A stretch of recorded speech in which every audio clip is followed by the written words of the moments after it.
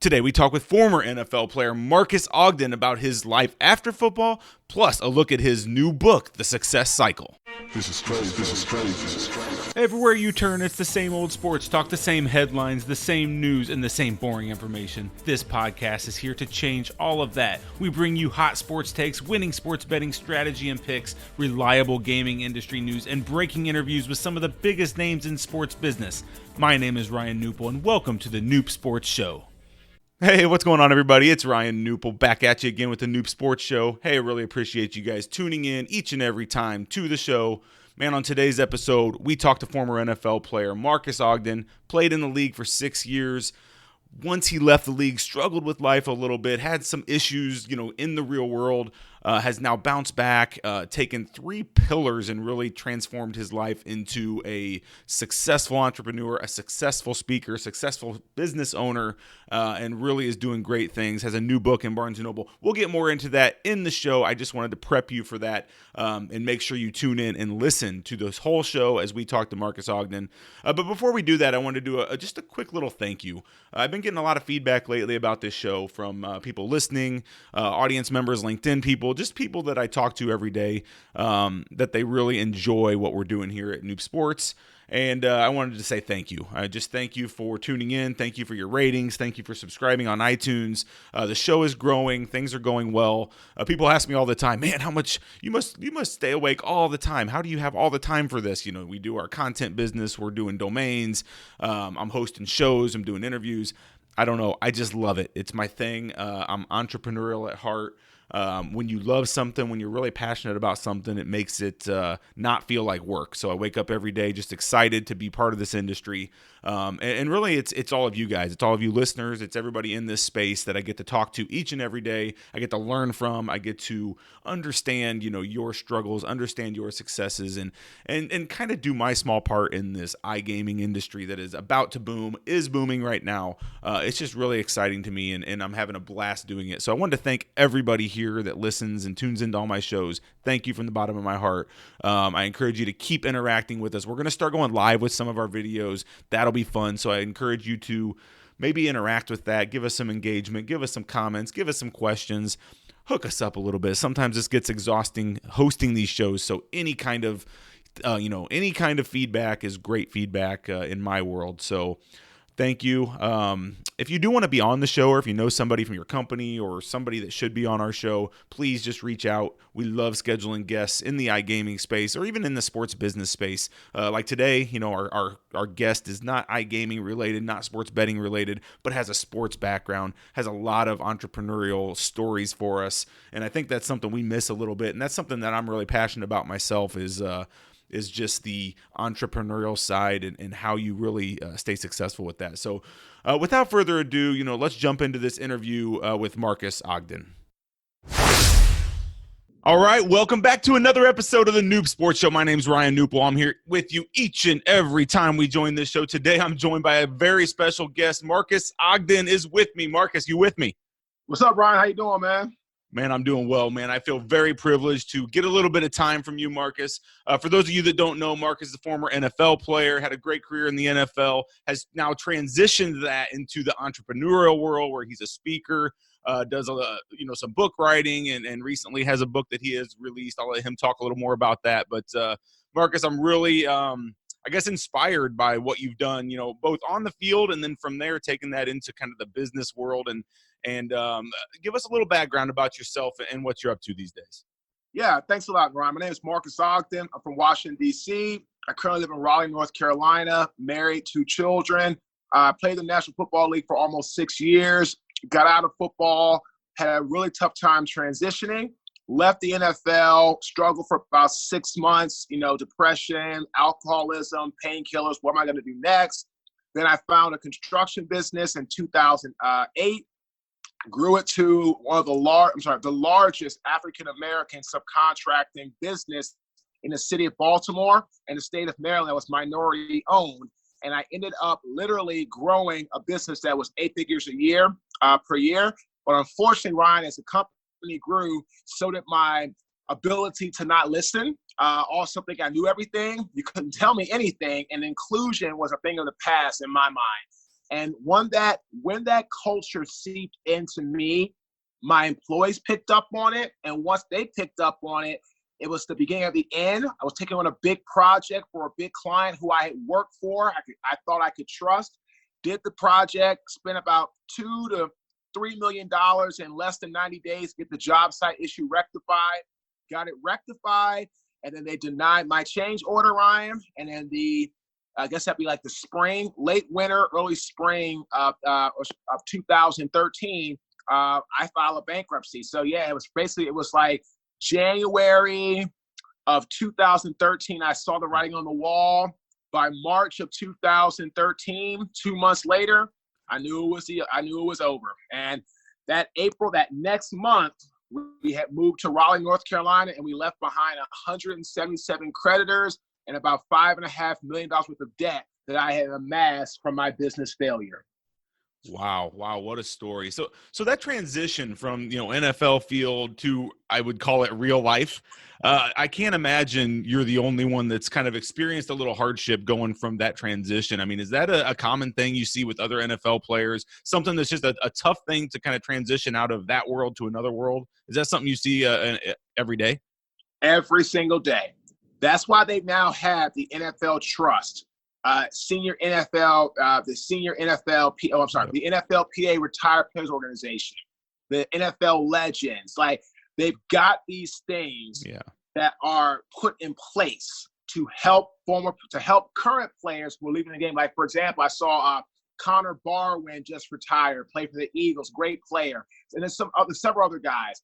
What they do now is they take the guys, as soon as they retire, if the guys are willing, they go to Washington, D.C. for wraparound sessions. It's usually about 2 or 3 day sessions of different exercises, breakout groups, different activities to help the guys start having open dialogue and discussion about what they're going to be now facing as they leave the NFL and go into everyday society.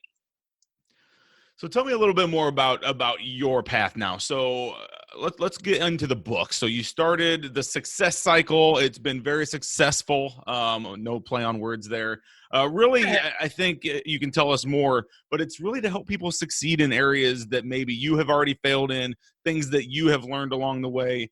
Tell us a little bit about the book and props right away for the success you've had with it.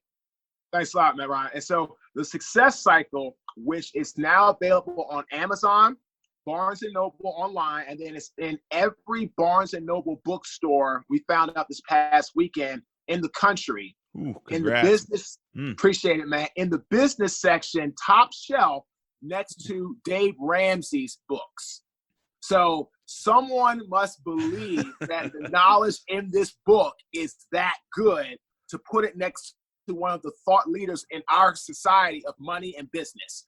And what happened is, man, when I got to Raleigh, I was working for Merrill Lynch for about 2 months, got fired, all my fault, nobody's fault but my own, wasn't doing well on the practice test. I ended up getting to a construction company the next day, company truck, phone, Ryan, everything, first week's pay. 5 days later, I'm fired. 5 days later. Woo. And then I ended up transitioning from there to doing football training for the kids, my community, which was great. But the problem was, as my kids would start going back to play football, the session stopped, the training stopped, the money got tight because people stopped renewing for sessions. Sure. Well, then it ends up, I took a job as a custodian, making $8.25 an hour on the graveyard shift in 2013 in September in downtown Raleigh. And, I tell people all the time, I look at people as people. I don't see your title. I don't see how much money you have, because at the end of the day, money can come and go. And like I tell everybody all the time, when we pass off of this earth, when you're trying to go upstairs or downstairs, money means absolutely nothing. They don't judge you at the door how much money you have, because what good is money do? Nothing. So it's all about how you treat people. Like, what was your legacy? So as a custodian, Ryan, people treated me so bad. They were like, get out of the way, clean this up, throw this out, this, that, and the other. Nobody had any idea about my past, about me playing in the NFL, a business owner, nothing. It was like, and friends and most friends and everybody else was gone. Most family gone, friends. It was just like out there by yourself. When I had my pivotal moment And I said, I've got to get my life back together and take full accountability. That's when I did that. And I came home that day, looked myself like Michael Jackson's song, The Man in the Mirror. I have got to stop blaming everyone else for my failures. And that's what I did. And I came home, write my goals out, be a speaker. I was just meeting with a young man today, and I started with my strengths, Ryan. Football programs, middle schools, boys and girls clubs. Started out small, and it took time. People think, oh, Marques, how do you have such a huge brand? It didn't come like, oh, hey, man, give me a brand. Let me just wait. No, it didn't snap my fingers. It took years. And it took me finding the right people around me. And I have a power team now I wouldn't trade for the world because we all work together. So when that happened, man, and I finally had that moment, I started speaking, got my first break for a Fortune 500 company about 6 months after starting. It wasn't a paid job. Got my first paid job in April of 2016. I haven't turned back. I haven't looked back. I've worked for Access Advisors, Home Depot, NFL Player Engagement. I could go on that list. I'm actually in Boston right now. Across the street from me is Liberty Mutual, who I speak for this afternoon. But really, man, this book, The Success Cycle, talks about three major things, Ryan. Ambition, drive, hard work. Ambition is all about creating your goals, creating your roadmap for your life, doubling down on your strengths, delegating your weaknesses, getting around, creating a blueprint, right? That's what ambition is all about. I was talking to the young man girl. He said, man, Marques, I'm working hard, but I'm not going where. I said, well, yeah, you can work hard all day, but if you don't have a roadmap of where you're trying to go, hard work means nothing. Because all you're doing is you're bringing that hamster spinning the wheel. That's all you're doing. So that's ambition. Then drive is being inspired to make a long systemic change versus just being motivated, which comes from the word locomotive or motive to move on a short distance. You got to be inspired, and you have to break out of your comfort zone into the breakthrough zone. And you have to create strong values and have your habits reflect those values to get where you want to go. The last part is just good old-fashioned hard work. Focus on yourself, not the competition. And if you do that and then hit repeat, where whatever you want to do, Ryan, podcasting, own a restaurant, be a developer, real estate, technology, it doesn't matter. This book can go across multiple platforms, which is exactly why I feel Barnes & Noble put it up in a position, because it doesn't matter who you are, what age you are, what gender you are, your sexual preference. None of that stuff matters in this book. It only matters about, do you want to succeed, yes or no? If the answer is yes, pick it up. It can help read. One of my good friends who owns a mortgage company, Ryan, said, anybody who's in sales, entrepreneur, or a leader needs to read the book. And he has a multi-8-figure-a-year producing mortgage company, Ryan, in Cleveland.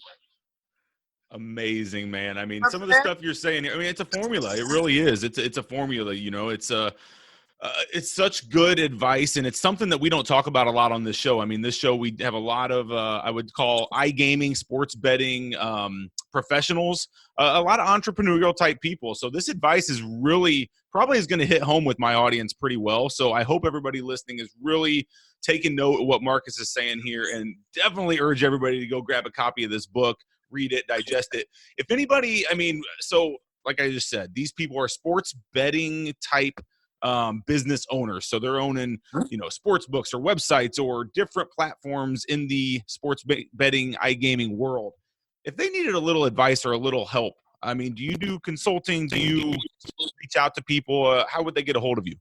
That's a great question, Ryan. The answer is yes. I do executive coaching, which is phenomenal. I've been very fortunate to do some great things with some great people through executive coaching, consulting. And here's the reason, right? And this is what it is. The coaching comes from these three main facets. So why? The why I do it is to help people succeed where I have failed. That is the why behind my executive coaching. The how, we do it through one-on-one coaching calls every week, 40 minutes in length, that's customized to help you with your individual goals and aspirations. It's not a cookie cutter program. every client I work with one-on-one is different. So the program is customized to their individual needs to get them from A to Z. That's the how. And then the what can they expect? They can expect to get a great system and process to grow their business. But more importantly, right, they can expect a 2 to 3 times ROI.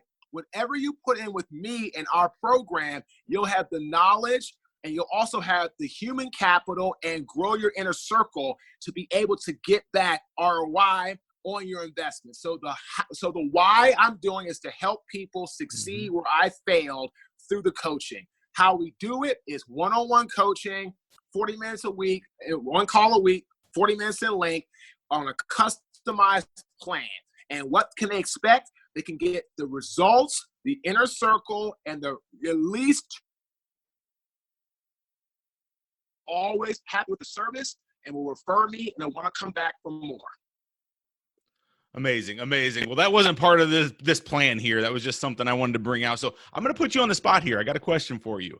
So being that we're in the iGaming space, the sports betting space, what's your take on, and you may not know a lot about this, but I'm curious as a ex-professional athlete, and what's your take on United States starting to now legalize sports betting? Do you think it's going to fit in well with sports, or do you think it's really going to harm the sports industry? At this point, honestly, I think the sports industry won't really be affected as much because people are doing it anyway. So what's the difference? And at least now our country will stop complaining about people making a bunch of money off of it, and they're going to make money. So from a business perspective, great for the country, and they're going to make money off of it. And for sports goes, if you have an inkling what people are doing with gambling on your game, you have the wrong morals. You shouldn't be playing anyway. So I don't think the games will be affected, but at least now the U.S. and the country can make some money off of it to hopefully help with other issues in our country, like sometimes when it comes to roads or it comes to poverty or the case may be. So I'm hopeful that it's very positive on both sides. Yeah, I agree with you. It's good to hear from somebody that's been there and kind of has an inside game, because a lot of people will say, oh, we legalize it and you're going to have athletes cheating. You're going to have athletes, shaving points and things of that nature. But most professional athletes, I would hope, are well beyond that, right? I mean, hope they're well beyond that. That the kind of money that make in a day, it's not worth being caught over a few points. And then you're fired from that sport, from that team.